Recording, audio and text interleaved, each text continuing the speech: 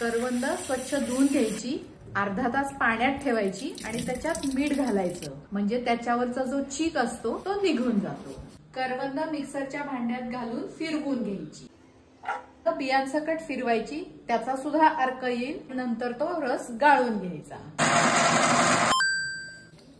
गाळून घेऊया, जे बिया आणि सालं वरती राहतील आणि पल्प आपल्याला खालती मिळेल। हा गाळ दुसऱ्यांदा मिक्सरच्या भांड्यातनं काढून घ्यायचा आहे, म्हणजे पूर्ण पल्प आपल्याला मिळेल। पल्पचा रंग किती सुंदर आलाय। 2 किलो करवंदाचा पल्प आहे हा। ह्याच्या पाऊण पट साखर घ्यायची, ह्याच भांड्यात घ्यायची। पाऊण पट साखर ह्यासाठी घ्यायची की जॅम आंबट गोड होईल।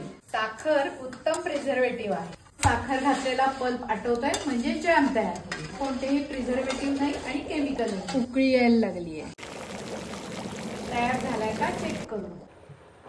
हलत नाहीये, जॅम तयार झालेला आहे। हळूहळू जसा गार होईल तसा अजून घट्ट होईल, त्यामुळे ह्या स्टेजला आपण गॅस बंद करणार आहोत। गार करत ठेवू।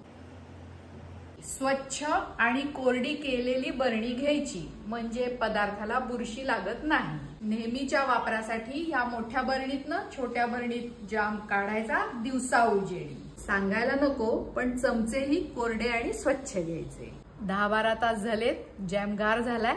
आता बाटलीत भरूया। हा 3 बॉटल मध्ये जाम तयार झालेला आहे। फ्रीज मध्ये ठेवूया, म्हणजे जाम आणखीन घट्ट होईल आणि 7 ते 8 महिने टिकेल। एन्जॉय।